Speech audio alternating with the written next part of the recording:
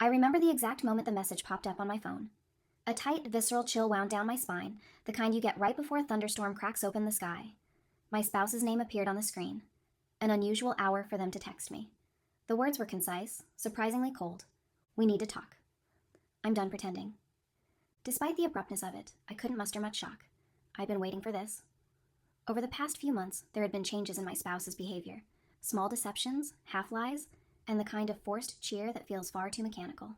They thought they were subtle, but suspicion is a gnawing creature. Once it sinks its teeth into you, it rarely lets go. I slid the phone back into my pocket and refocused on the tasks in front of me. I was in the middle of finalizing a portfolio of my latest interior design projects, something I'd been doing quietly on the side. When we first married, I'd put my own career on the back burner to support my spouse's, but I had begun to sense they were taking advantage of my generosity, so I'd started working behind the scenes, building clients, saving money, weaving a little safety net in case the day arrived when I'd have to jump away from a life I'd once believed unbreakable. My family was no help in that regard, less supportive, more of a perpetual disappointment. To them, I was second string, overshadowed by my sister Veronica in every possible way. I've never blamed Veronica for that. She was the golden child, and I was the one who got overshadowed. It was just the way things panned out.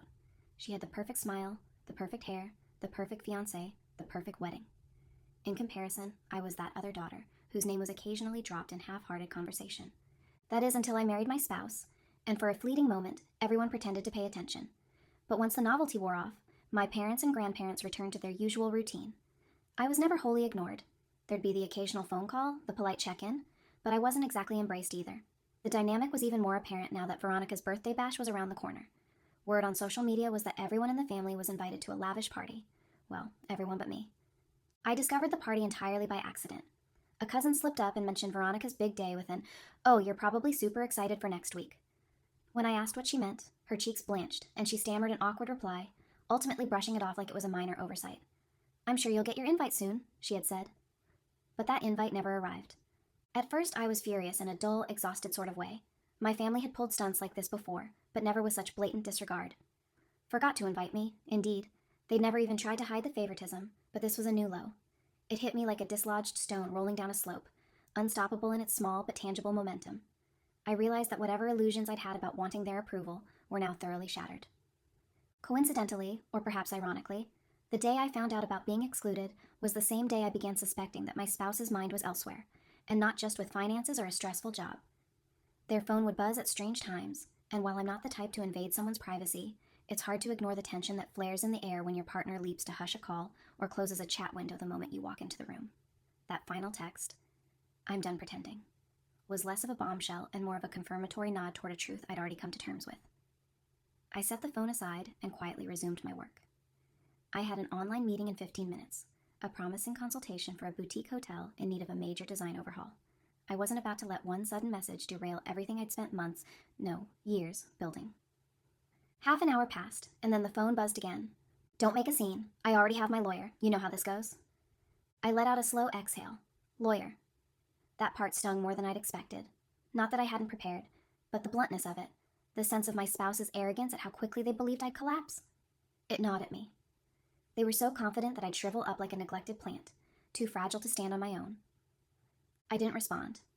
Instead, I glanced at my reflection in the laptop screen. There was that familiar expression, a calm composure, half-laced with a quiet fury. After my meeting ended and the client was delighted with my sketches and estimates, I wrapped things up and finally allowed myself a moment to process. I rummaged through my desk drawer, pulling out a small binder I kept hidden under old notebooks and design catalogs. Inside were documents, legal, financial, personal. This was my backup plan. I'd started quietly funneling money into a private account years ago, pulling from freelance design gigs my spouse had never bothered to learn about. A year prior, I'd hired a lawyer of my own and asked them to keep certain documents on standby, just in case. Some might call it cynicism. I'd prefer to think of it as self-preservation. As the neglected child in the family, I'd always learned how to navigate life in the shadows, gleaning opportunities wherever I could. If my spouse thought they could bulldoze me, they had another thing coming. That evening I heard the door open. My spouse walked in, wearing the smug expression of someone who has already signed the winning lottery ticket. They clicked the door shut and set a stack of papers on the table. "We need to finalize this," they said, in a tone usually reserved for subordinates. "It'll be easier for everyone if you just go along with it." I peered over at the papers. Drafts of a divorce settlement? The terms were laughably lopsided. It offered a meager sum and basically stripped me of everything I'd invested years of my life into.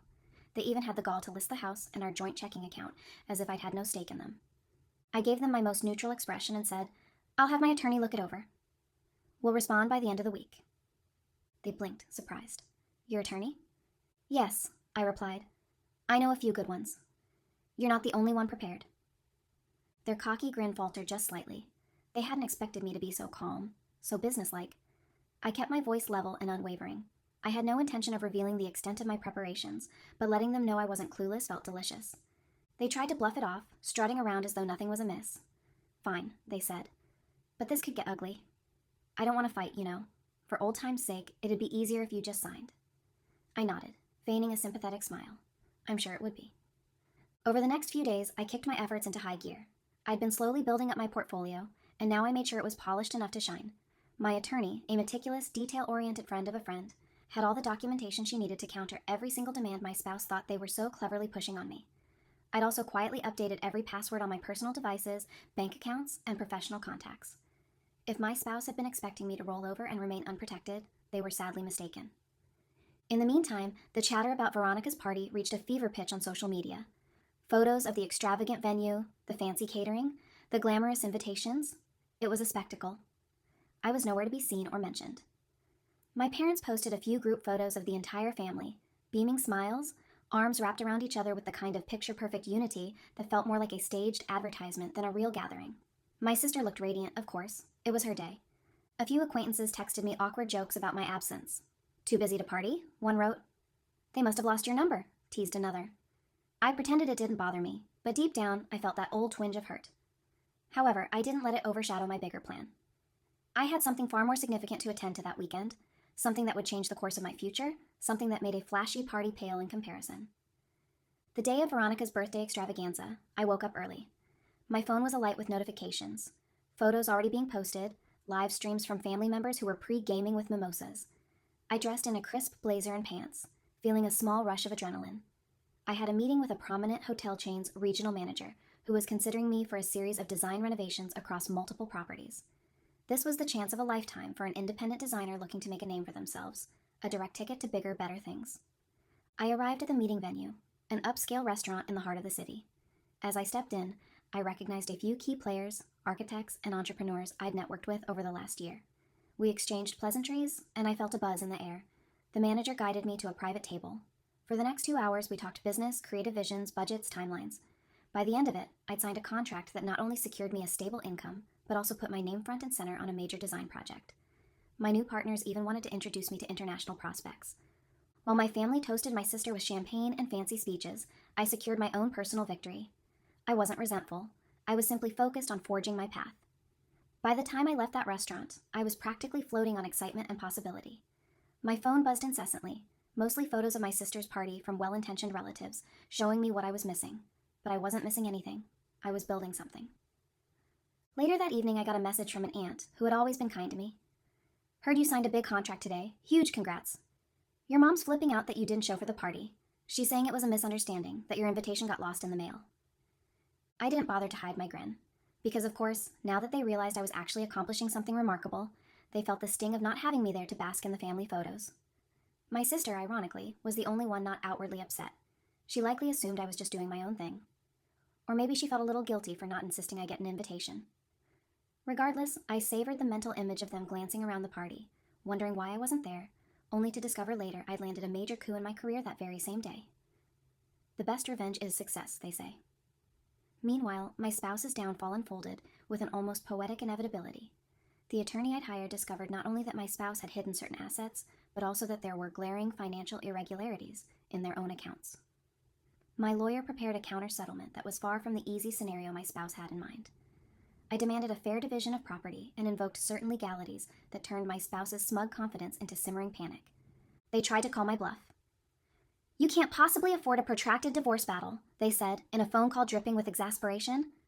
"Don't worry about what I can afford," I replied evenly. "Let's just say I've been saving for a rainy day." As it turned out, that rainy day came swiftly for them.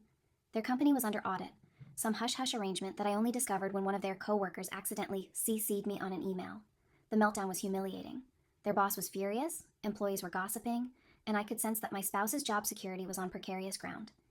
Every step they'd taken to paint themselves as the unstoppable force in this divorce was unraveling. Socially, my spouse had boasted to mutual friends about how they were going to move on with their life, unencumbered.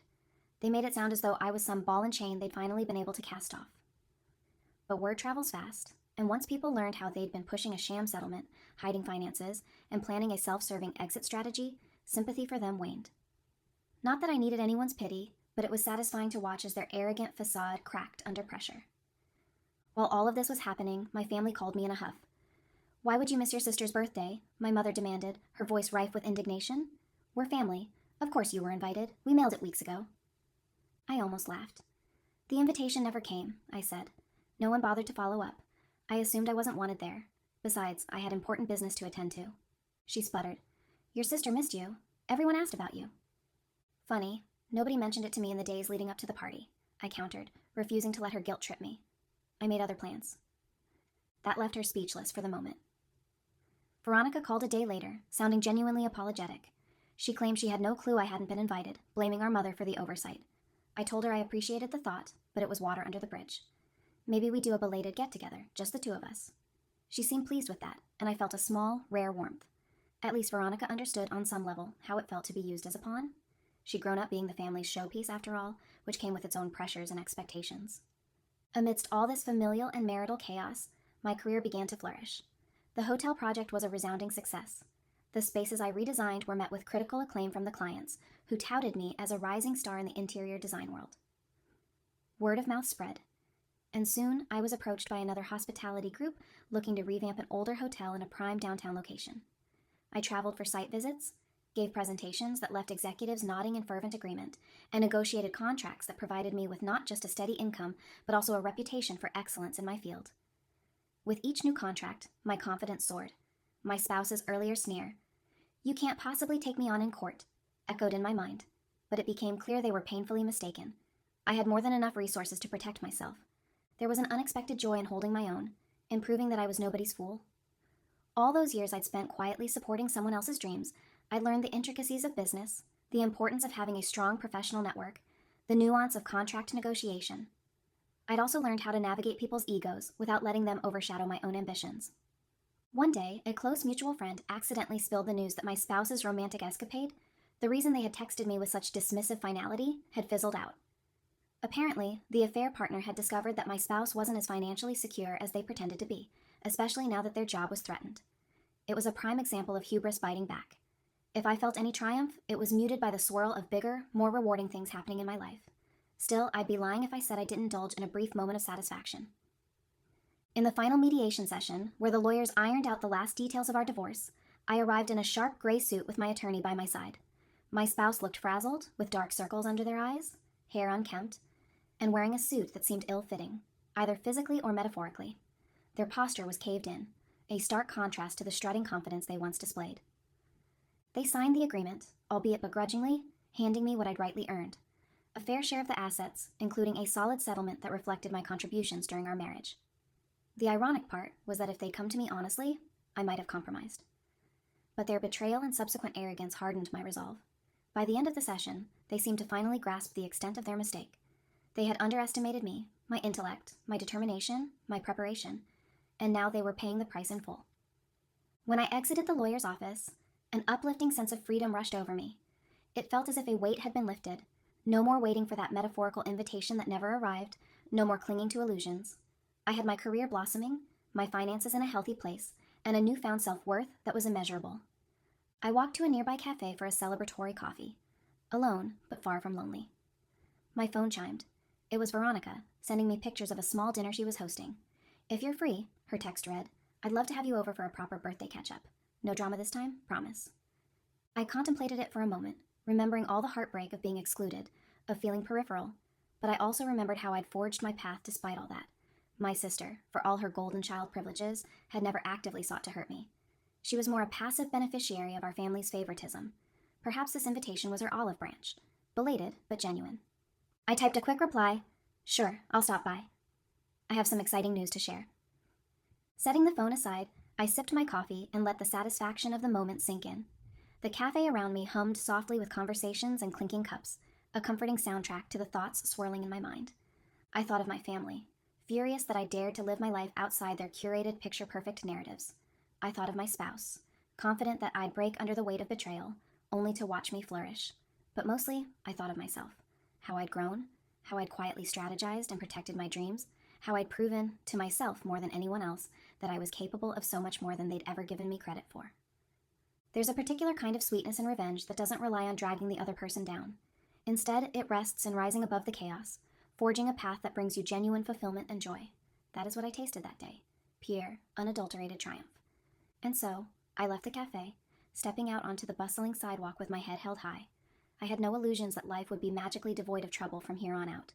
There'd be new challenges, fresh disappointments, but I was ready for them now in a way I'd never been before. I suppose that's what happens when your family forgets to invite you to the party. Eventually, you learn how to host your own. And in my case, I made sure that my table was filled with the people and pursuits that truly mattered. Let them be furious. Let them scorn or regret. It didn't touch me anymore. I'd chosen my own destiny, and that, in the end, was the best gift I could have ever asked for.